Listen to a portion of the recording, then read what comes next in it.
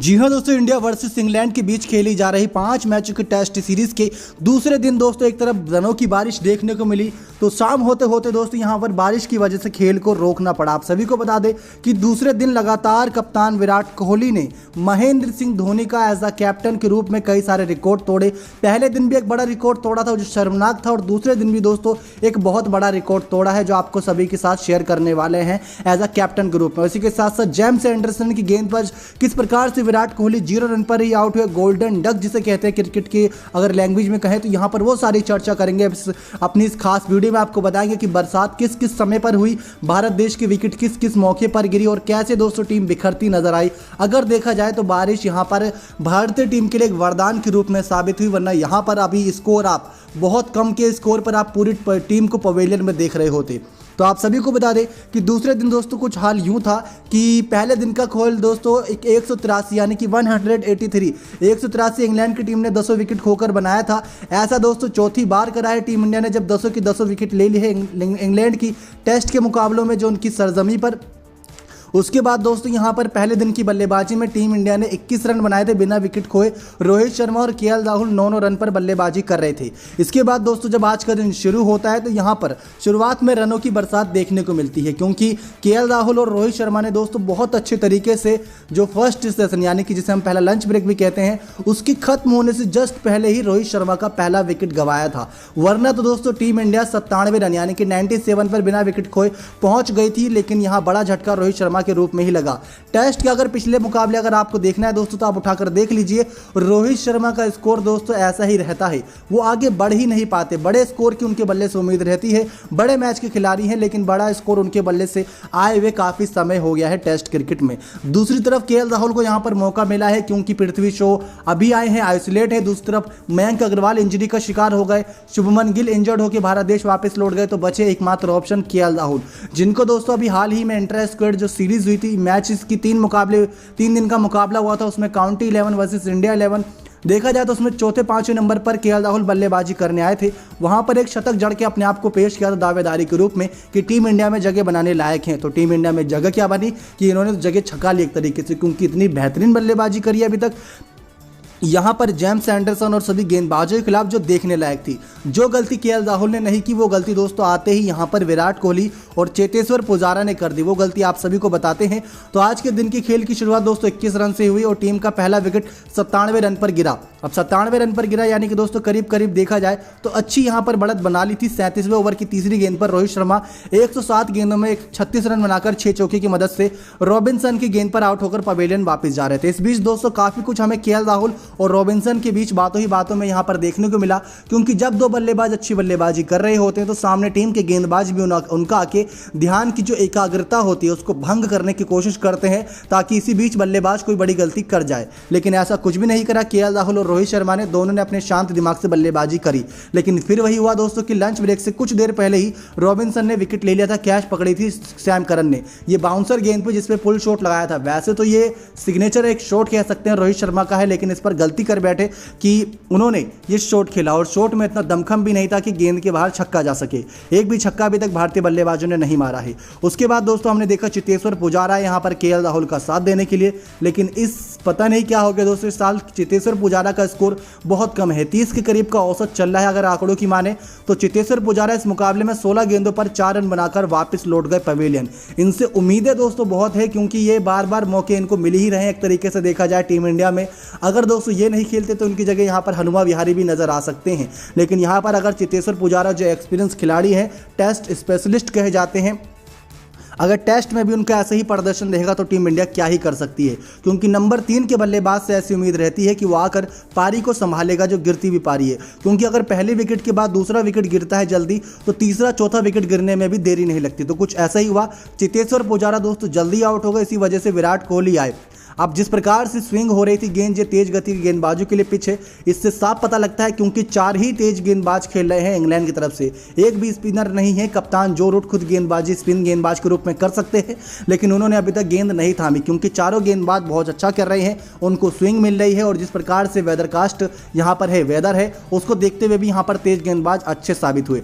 अब चेतेश्वर पुजारा का विकेट दोस्तों जेम्स एंडरसन ने लिया, जोस बटलर ने कैच पकड़ी थी, लेकिन यहाँ पर दोस्तों उसी ही ओवर में विराट कोहली का विकेट अगली ही गेंद पर गिरा। जैसे दोस्तों केएल राहुल जब जेम एंडरसन का सामना कर रहे थे तो आप देख सकते हैं कि जेम्स एंडरसन ने 13.4 ओवर कराए, जिसमें 7 ओवर मेडन जाने दिए, क्योंकि केएल राहुल और रोहित शर्मा जानते हैं कि इस खतरनाक गेंदबाज के सामने अगर गेंद छेड़ेंगे तो वो कैच भी जा सकती है और हमारा विकेट भी जा सकता है। इसी वजह से केएल राहुल और रोहित शर्मा जेम्स एंडरसन के सामने ये लगा लीजिए कि छाछ भी फूक फूक के पी रहे थे। लेकिन जैसे ही विराट कोहली आए उन्होंने पहली ही गेंद जेम्स एंडरसन की जो बाहर जा रही थी उसको छेड़ दिया। अब वो एज लगते हुए सीधा कैच गई विकेट कीपर जोस बटलर के हाथ में। यही गलती दोस्तों चेतेश्वर पुजारा ने भी की, ये गलती विराट कोहली ने भी की, लेकिन केएल राहुल और रोहित शर्मा की बल्लेबाजी में यही दोस्तों मैच्योरिटी नजर आई थी। इसके बाद दोस्तों जब विराट कोहली पहली ही गेंद पर आउट हो गए तो यहां पर 2 बड़े रिकॉर्ड बने दोस्तों, 2 बड़े रिकॉर्ड। एक तो कोहली के नाम शर्मनाक रिकॉर्ड और दूसरा दोस्तों यहां पर जेम्स एंडरसन के नाम बहुत खतरनाक रिकॉर्ड। तो आप सभी को बता दें कि भारतीय टेस्ट क्रिकेट में अब तक सबसे ज़्यादा बार डक पर यानी कि 0 रन पर आउट होने वाले कप्तान महेंद्र सिंह धोनी थे। अब विराट कोहली ने उन्हें पीछे छोड़ दिया है और पहले नंबर पर आ गए हैं। विराट कोहली इंग्लैंड के खिलाफ पहली टेस्ट की पहली पारी में 9वीं बार बतौर 0 पर आउट हुए हैं। महेंद्र सिंह धोनी 8 बार ऐसा कर चुके थे। अब धोनी से आगे कोहली निकल गए हैं। वहीं इस मामले में नवाब पटौदी तीसरे नंबर पे हैं, जो बतौर कप्तान टेस्ट क्रिकेट में 7 बार 0 रन पर आउट हुए थे। वहीं कपिल देव इस लिस्ट में 6ठे नंबर पे हैं। आप सभी को बता दें कि किस प्रकार से भारत की तरफ से टेस्ट क्रिकेट में सबसे ज़्यादा बार गोल्डन डक पर आउट होने वाले भी कप्तान अब विराट कोहली बन गए हैं। तो वहीं वनडे क्रिकेट में सौरव गांगुली सबसे ज़्यादा बार यानी कि 9 बार गोल्डन डक पर वो भी आउट हुए हैं।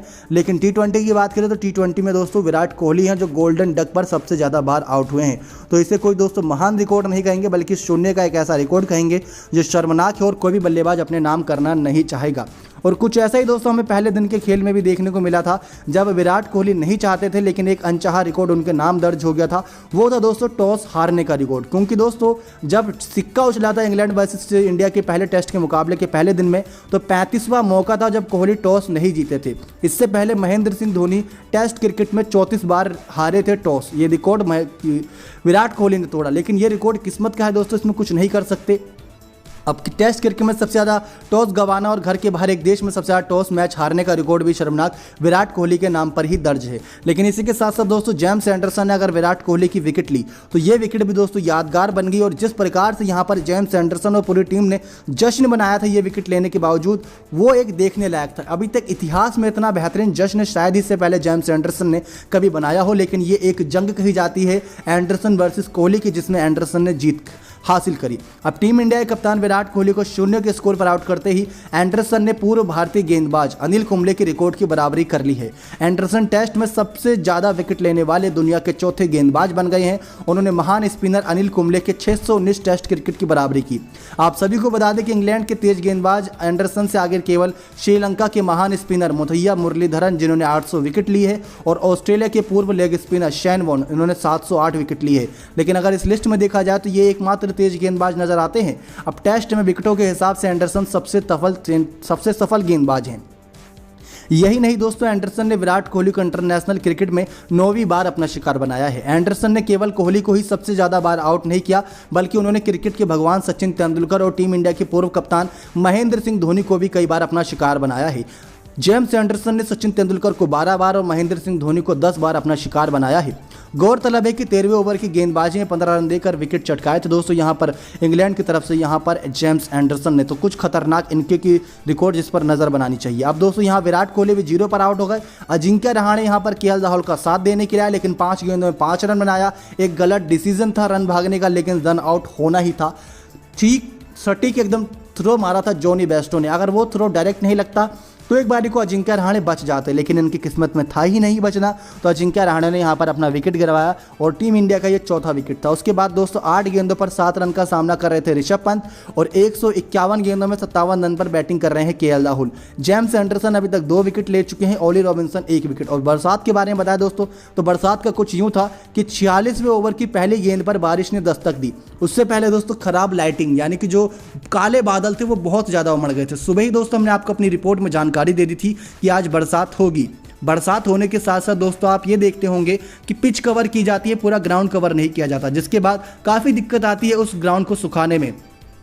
लेकिन फिर जब 46वें ओवर की पहली गेंद पर बरसात हुई, थोड़ी देर के लिए रुकी, फिर वापस से खिलाड़ी को बुलाया गया, लेकिन जैसे ही एक गेंद डली यानी कि 46वें ओवर की दूसरी गेंद हुई, फिर बरसात आ गई। फिर बरसात झमाझम बरसने लगी। सभी फील्डर, सभी दर्शक परेशान थे कि हो क्या रहा है। एम्पायर्स के चेहरे पर और कोच के चेहरे पर भी निराशा देखने को मिल रही थी इंग्लैंड के, क्योंकि इंग्लैंड अब अच्छी मजबूत स्थिति में था, जहां 97 रन पर 0 विकेट थे। वहीं दोस्तों अगर टीम इंडिया का स्कोर देखा जाए तो 125 रन पर 4 विकेट हो जाए तो तुरंत ही ये विकेट कह सकते हैं कि अच्छा पक्ष में रहा इंग्लैंड के लिए जो सेशन भी थे। लेकिन उसके बाद दोस्तों जैसे ही बारिश फिर रुकी 46वें ओवर की दूसरी गेंद के बाद, फिर यहाँ पर सभी खिलाड़ी मैदान पर आए। केएल राहुल, ऋषभ पंत बल्लेबाजी करने के लिए आए।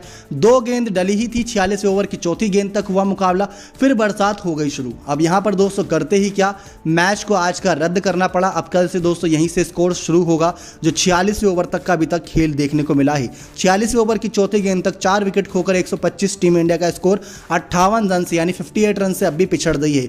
वर्ल्ड टेस्ट चैंपियनशिप का फाइनल मुकाबला अभी भी टीम इंडिया के जहन में याद होगा।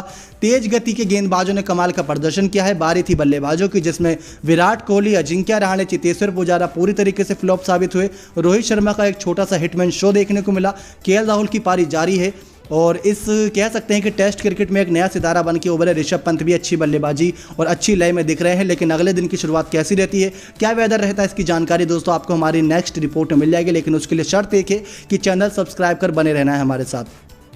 दोस्तों दिक्कत ये होती है बरसात होने के बाद कि जब बरसात होती है तो बरसात एक बार अगर होकर निकल जाए तो बल्लेबाजों के लिए ज़्यादा दिक्कत वाली बात नहीं रहती, क्योंकि वो अपना एकाग्रता खोते नहीं है जब दोबारा वापस आते हैं। और जो बाहरी जो पिच होती है, अगर आप देखें तो पिच कवर की जाती है लेकिन ग्राउंड कवर नहीं किया जाता, जिसकी वजह से जब गेंद बाउंड्री की तरफ जाती है तो वो स्पॉन्जी हो जाती है, काफ़ी भारी हो जाती है और रुक रुक कर घासों के फर्श के बीच की निकलती जाती है, जिसकी वजह से बाउंड्री भी बहुत कम मिलती है। जहां 2 रन होता है वहां 1 रन मिल पाता है।